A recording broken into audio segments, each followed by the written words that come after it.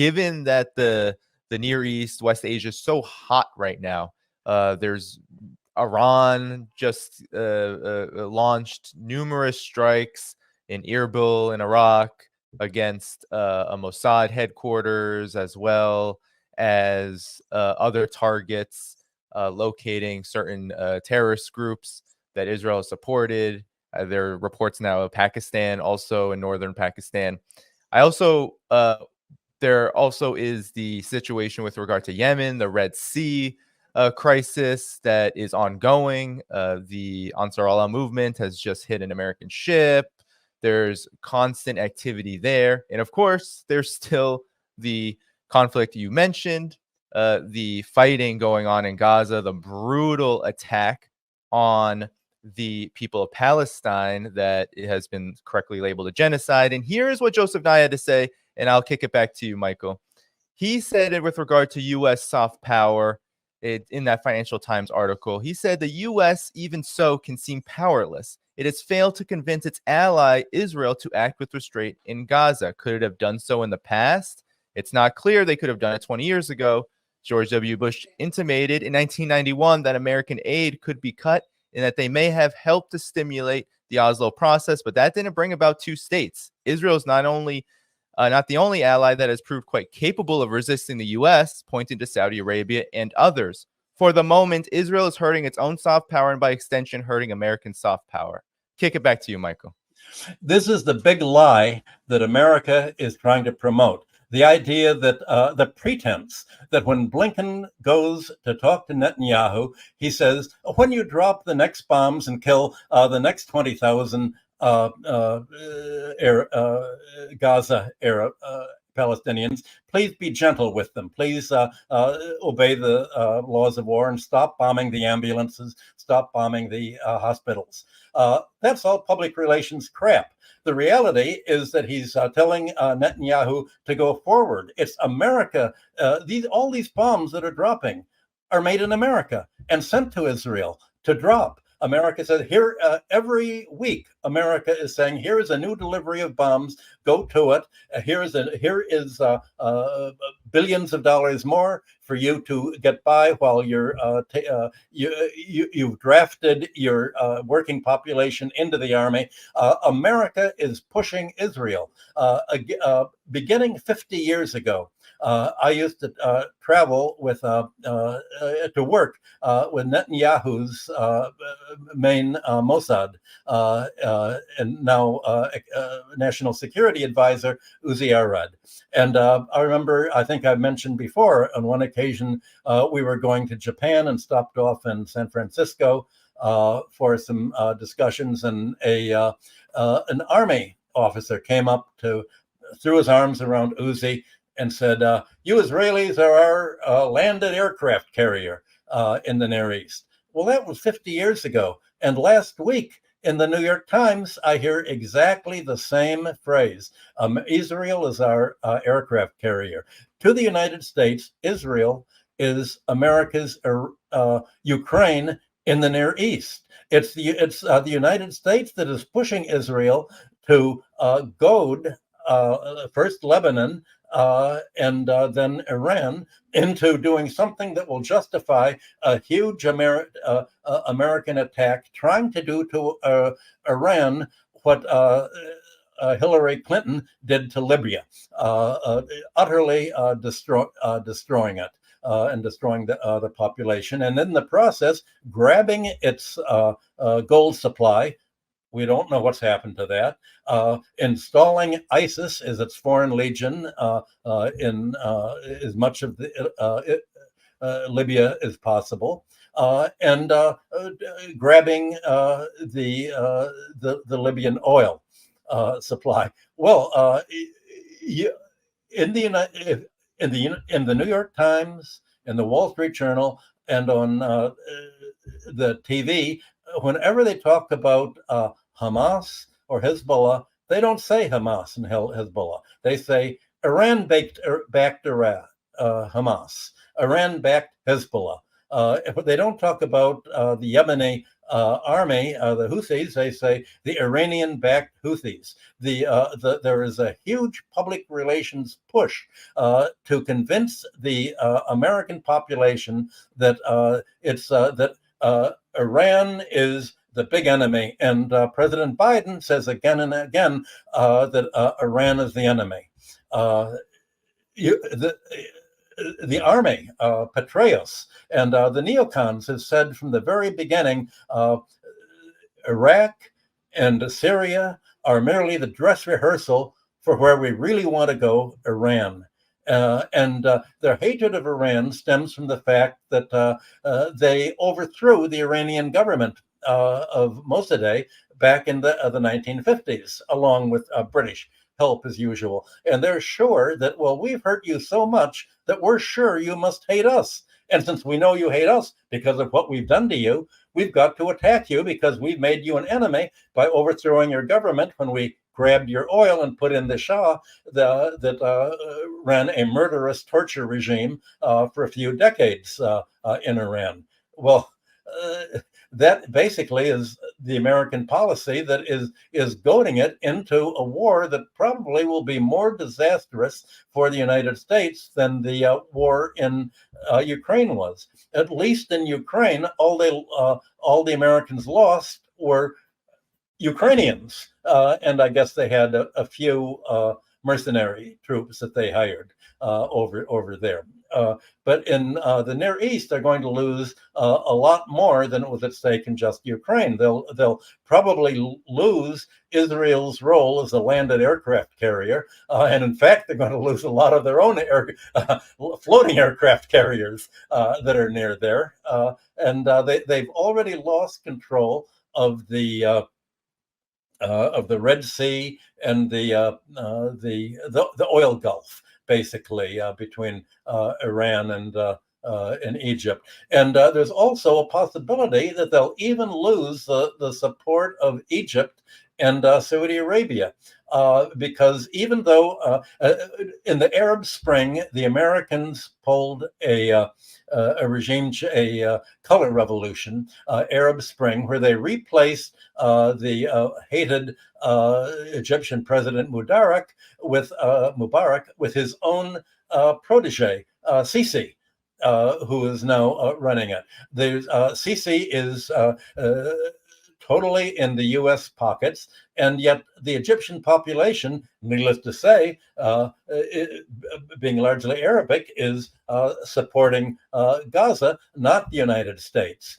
Similarly, in Saudi Arabia,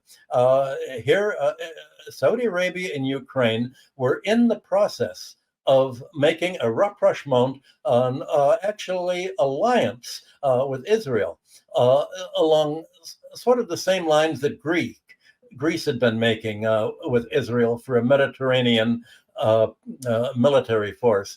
Well, now much of the Saudi population is Palestinian. They found jobs in Saudi Arabia, and they're outraged at Saudi Arabia's trying to sit on the fence at the same time that it has joined the BRICS. It realizes that all of its foreign reserves are held hostage by the United States. What's going to be more important to Saudi Arabia? Fighting to protect the Islamic population under attack, or saving its own reserves that are kept in the United States, not to help Saudi Arabia at all? Same thing with Egypt. The population there, between Egypt and Saudi Arabia and Bahrain, these were the main American bastions in the Near East, and now it's in danger of losing them. If in the case of war, they're under tremendous political pressure and instability. And further to the west in Africa, you have the former French colonies also being Islamic. You can imagine, they're breaking away not only from France and supporting the rest of Africa, Central Africa, from breaking away from France, but essentially moving into an alliance with the BRICS countries, with Russia and China. So all of a sudden, the American decision to go to war with Russia in Ukraine by after the 2015 Maidan massacre and regime change, putting in the neo-Nazis.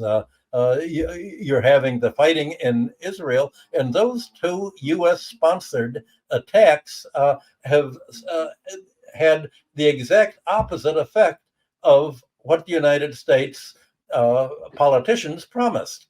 Just as they'd promised that Russia would break up and essentially the economy would crash under the sanctions and under the force of war, they believed that Israel's army was so strong that it was going to simply be able to wipe out Hamas. And it's the big fighting. There's not a word of this in the United States press, but the big fighting is on the West Bank. The United Netanyahu is saying, well, here, while they're all looking at what we're bombing the civilians and the hospitals and the ambulances and starving Gaza, we've distracted the world, and we can now wipe out the Arabs on the West Bank and move right into Syria on the Golan Heights. And apparently the United States has promised Israel that it can take whatever it wants of Syria, which it's still opposing. We don't know what Russia is going to do in all of this. Russia, China have been completely silent in all of this, and I can understand they're silent. China has moved naval ships into the area because itself is very dependent on the Red Sea and the sea lanes to oil in Saudi Arabia. When the United States keeps saying, threatening, the Yemenis are going to bomb ships there and block the trade, that's what they want. The United States realizes that if they can goad Yemen and Iran into blocking the Straits of Hormuz and the Gulf, this will indeed stop the oil trade. And it's true that, as Eve Smith pointed out in Naked Capitalism today, the sea lanes to Saudi Arabia were closed for many years. After the 1967 war, they were closed numerous times for many months. And it's not unthinkable that they're closed, but that was then.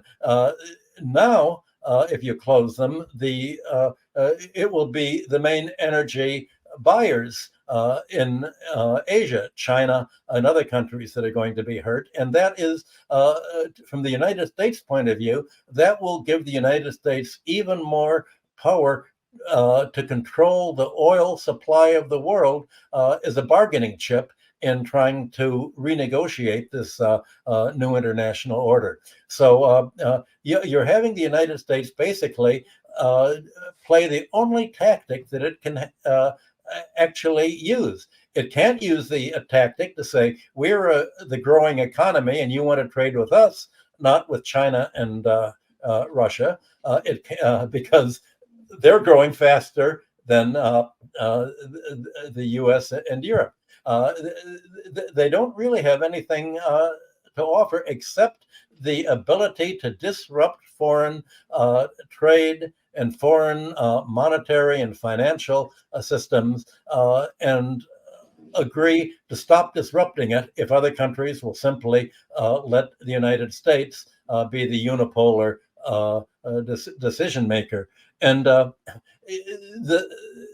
I should have added the dimension before when we were talking about China and Russia and the Siberian development.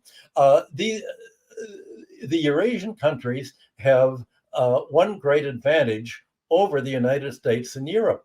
The United States and Europe have essentially privatized what was the whole public infrastructure system. And being privatized, they're now natural monopolies. and they're run in the way that, say, Thames Water is run in England. They're run as monopolies that are underinvesting and simply using a chokehold to increase their monopoly rents, which they report as profits. But China, Russia, Asian countries have kept the basic infrastructure, transportation, education, healthcare, communications as public utilities, and they are investing. They are run by engineers, industrial engineers, not financial engineers, and they are run not only much more efficiently, but they don't have the financial overhead and the monopoly rent overhead that plagues privatized infrastructure. So the cost of production in the non-neoliberalized world, I guess we can call it the world moving towards socialism, is so much more efficient than the neoliberal financialized West that you can see the magnetic pull of Africa and South America. And as it happens, these are also the main raw materials suppliers of the world. So if the United States and Europe don't have raw materials, don't produce their own oil, except what the Europeans have to pay at enormous markups to American producers, you're going to have Europe looking pretty much like post-Soviet Latvia and Estonia. The population is going to emigrate, they're going to shrink. You're going to have a flowering of interaction and throughout all of Eurasia and Africa. And essentially, the United States can try to stop this by triggering a new oil war in the Near East. But that's really the last gasp. It's very unlikely that this is going to lead Taiwan to say, well, we're going to follow Ukraine and Israel, and you can fight to the last Taiwanese, just as you're fighting to the last Ukrainian and the last Israeli. I think that the United States is creating a turmoil that is demonstrating to the other world the need for essentially, I won't call it an iron curtain, but for it to go its own way. And for a break in economic systems. And as President Putin has said again and again, this is a civilizational war. It's a war to say, in what direction is civilization going to go? Is it going to be towards neo-feudalism, back toward feudalism, which is the neoliberal rent-seeking 1%, or is it going to be towards where industrial capitalism was originally evolving towards socialism and towards raising living standards instead of imposing IMF financial austerity on the dollar bloc? So that's the choice that America's we're seeing in the Near East and other countries right now. Are you going to have a future of austerity or essentially prosperity and economic growth? Wow. Yeah. I mean, that is, I mean, I don't think there's a better way to connect all of those developments, especially with regard to what's happening in the Near East, or what some call the Middle East, or what others call West Asia. I mean, the clashes are escalating. There's clashes even between Egypt and Israel, which is almost unheard of. And now, with everything that you said, you're saying that this is not going to work at all, that the United States won't be able to wrestle control as it is seeking in the region. How do you see this playing out? Maybe we can close on this point, given that it's not going to work. And if it's not going to work, then what other options do the United States and maybe the broader collective West have? Because you've outlined it perfectly. This is an economic war. This is a war for economic dominance and control. So how will it just crumble on its own, or will the United States and whoever it can drag along with it um, uh, uh, escalate and maneuver in a manner that we should all be aware of? The United States has one dynamic more than any other country of the world, and that is rage. That is the feeling that you have in Washington now. Not only rage, but as with most rage, it's combined with fear. The Democrats fear that they're going to lose the election and that Donald Trump is going to come in and clean up the FBI police state and to get rid of the CIA. That's basically what he's pledged to do, the deep state.